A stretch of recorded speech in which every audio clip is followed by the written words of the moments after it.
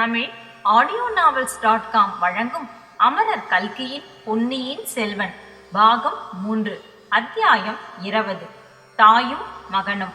வாசிப்பவர் ராஜேஸ்வரி கிருஷ்ணன். அன்னை அழைத்து வரச் சொன்னதாக சேவகன் வந்து கூறியதன் பேரில் மதுராந்தகச் செம்பியன் மாதேவியை பார்க்கச் சென்றான். சிவபக்தியில் சிறந்த அந்த மூதாட்டியின் புகழ் நாடெங்கும் பரவி இருந்தது. ஒரு காலத்தில் மதுராந்தகனும் அன்னையிடம் அளவில்லாத பக்தி கொண்டிருந்தான். இப்போது அந்த பக்தி கோப வெறியாக மாறி போயிருந்தது. பெற்ற மகனுக்கு துரோகம் செய்து தாயாதிகளின் கட்சி பேசிய தாயை பற்றி கதைகளிலே கூட கேட்டதில்லையே, தனக்கு இப்படிப்பட்ட அன்னையா வந்து வாய்க்க வேண்டும்? இதை நினைக்க நினைக்க அவன் உள்ளத்தில் இருந்த அன்பு அத்தனையும் துவேஷமாக மாறி நாளடைவில் கொழுந்துவிட்டு வளர்ந்து இருந்தது. அபூர்வமான சாந்தம் குடிக்கொண்ட அன்னையின் முகத்தை பார்த்ததும் கொஞ்சம் அவனுடைய கோபம் தணிந்தது. பழைய வழக்கத்தை அனுசரித்து நமஸ்கரித்து எழுந்து நின்றான். சிவபக்தி செல்வம் பெருகி வளரட்டும் என்று மகாராணி ஆசை கூறி அவனை ஆசனத்தில் உட்காரச் செய்தார். அந்த ஆசீர்வாதம் மதுராந்தகனுடைய மனதில் அம்பை போல் தைத்தது. மதுராந்தகா, என் மருமகள் சுகமா? உன் மாமனார் வீட்டிலும் தனாதிகாரியின் வீட்டிலும் எல்லோரும் சௌக்கியமா என்று அன்னை கேட்டார். எல்லோரும் சௌக்கியமாகவே இருக்கிறார்கள், அதை பற்றி தங்களுக்கு என்ன கவலை என்று குமாரன் முணுமுணுத்தான். தஞ்சையில் இருந்து புறப்படுவதற்கு முன்னால் நீ சக்கரவர்த்தியை பார்த்தாயா? அவருடைய உடல் நலம் தற்சமயம் எப்படி இருக்கிறது என்று மகாராணி கேட்டார். பார்த்து விடை பெற்று கொண்டுதான் புறப்பட்டேன். சக்கரவர்த்தியின் உடம்பு நாளுக்கு நாள் நலிந்து வருகிறது. உடல் வேதனையை காட்டிலும் மனவேதனை அவருக்கு அதிகமாக இருக்கிறது என்றான் மதுராந்தகன். அது என்ன குழந்தாய், சக்கரவர்த்தி மன வேதனைப்படும்படியாக என்ன நேர்ந்தது? குற்றம் செய்தவர்கள், அநீதி செய்தவர்கள், பிறர் உடைமையை பறித்து அனுபவிக்கிறவர்கள் மனவேதனை கொள்வது இயல்புதானே. இது என்ன சொல்கிறாய்? சக்கரவர்த்தி அவ்வாறு என்ன குற்றம் அநீதி செய்து விட்டார்? வேறு என்ன செய்ய வேண்டும்? நான் இருக்க வேண்டிய சிம்மாசனத்தில் அவர் இத்தனை வருஷங்களாக அமர்ந்திருப்பது போதாதா? அது குற்றம் இல்லையா? அநீதி இல்லையா? குழந்தாய், பால் போல தூய்மையாக இருந்த உன் உள்ளத்தில் இந்த விஷம் எப்படி வந்தது? யார் உனக்கு துர்போதனை செய்து கொடுத்து விட்டார்கள் என்று இரக்கமான குரலில் அன்னை கேட்டார். எனக்கு ஒருவரும் துர்போதனை செய்து கொடுக்கவில்லை. தங்கள் மகனை அவ்வளவு நிர்மூடனாக ஏன் கருதுகிறீர்கள்? எனக்கு சுய அறிவே கிடையாது என்று தங்கள் எண்ணமா? எத்தனை அறிவாளிகளாக இருந்தாலும் துர்போதனையினால் மனம் கெடுவது உண்டு. கரைப்பவர்கள் கரைத்தால் கல்லும் கரையும் அல்லவா? கூனியின் துர்போதனையினால் கைகேயின் மனம் கெட்டு போகவில்லையா?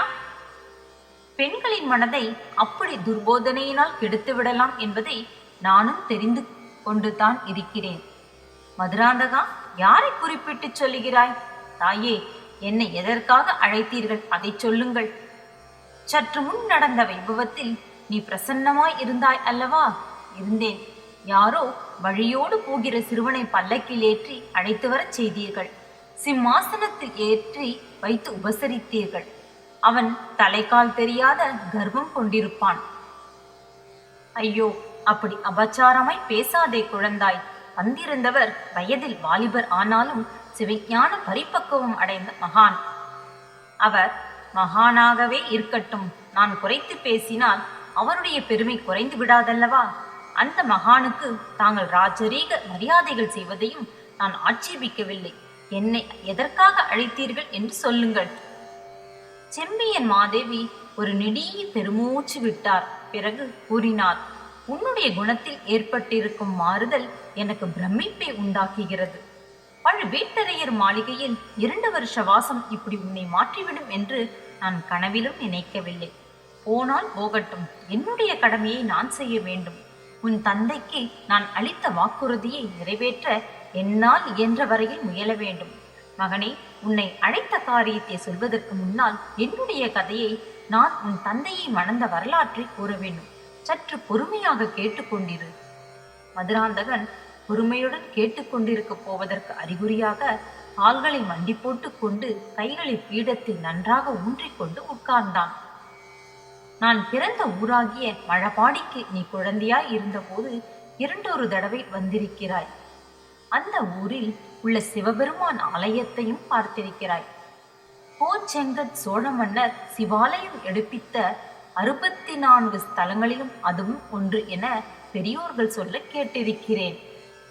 உன்னுடைய பாட்டனார் என்னுடைய தந்தை மழபாடியில் பெரிய குடித்தனக்காரர். எங்கள் குலம் தொன்மையானது.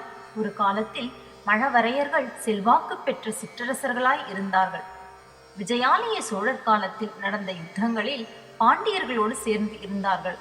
அதனால் சோழர்கள் வெற்றி பெற்ற பிறகு மழவரையர்களின் செல்வாக்கு குன்றி இருந்தது. சிறு பெண்ணாய் இருந்தபோது அதை பற்றியெல்லாம் நான் குறைபடவில்லை. என் உள்ளம் மழபாடி ஆலயத்தில் உள்ள நடராஜ பெருமான் மீது சென்றிருந்தது. மழபாடியின் சரித்திரத்தில் நிகழ்ந்த ஒரு வரலாற்றை ஒரு பெரியவர் நான் குழந்தையாக இருந்தபோது எனக்கு சொன்னார். சுந்தரமூர்த்தி சுவாமிகள் தமது சீடர்களுடனே எங்கள் ஊர் பக்கமாக போய்க் கொண்டிருந்தார். மழபாடி சிவாலயத்தை சுற்றி செழித்து வளர்ந்த கொத்து கொத்தாய் பூத்து குலுங்கிய கொன்னை மரங்கள் ஆலயத்தை மறைத்து இருந்தனவாம். ஆகையால் கோயிலை கவனியாமல் சுந்தரர் சென்றாராம். சுந்தரம், என்னை மறந்தாயோ என்ற குரல் அவர் காதில் கேட்டதாம். சுந்தரர் சுற்றுமுற்றும் பார்த்து, யாராவது ஏதேனும் சொன்னீர்களா என்று கேட்டாராம். சீடர்கள் இல்லை என்றார்களாம். தங்கள் காதில் குரல் எதுவும் கேட்கவில்லை என்று சொன்னார்களாம். சுந்தரர் உடனே அருகில் ஏதாவது ஆலயம் மறைந்திருக்கிறதா என்று விசாரித்தாராம். கொன்னை மரங்களுக்கிடையில் மறைந்திருந்த மழபாடி திருக்கோயிலை கண்டுபிடித்து ஓடி வந்து இறைவன் சன்னதியில் பொன்னார் மேனியனே என்ற பதிகத்தை பாடினாராம். இந்த வரலாற்றை கேட்டது முதற்கொண்டு, மண்ணே மாமணியே மழபாடியுள் மாணிக்கமே, அன்னே உன்னையல்லால் இனி யாரே நினைக்கேனே என்ற வரிகள் என் மனதில் பதிந்து விட்டன.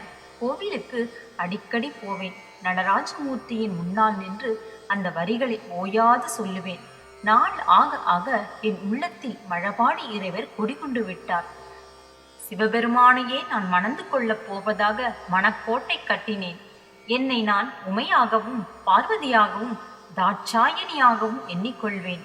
அவர்கள் சிவபெருமானை பதியாக அடைவதற்கு தவம் செய்தது போல நானும் கண்ணை மூடிக்கொண்டு தவம் செய்வேன். யாராவது என் கல்யாணத்தை பற்றி பேச்சு எடுத்தால் வெறுப்பு அடைவேன். இவ்விதம் என் குழந்தை பருவம் சென்றது.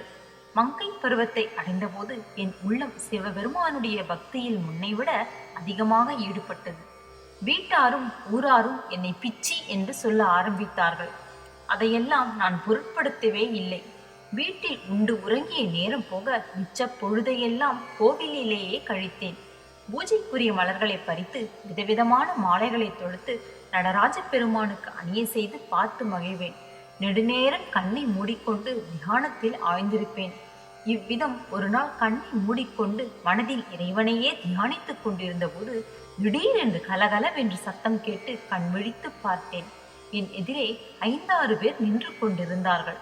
அவர்களில் முன்னால் நின்ற ஒருவர் மீதுதான் என் கண்களும் கருத்தும் சென்றன.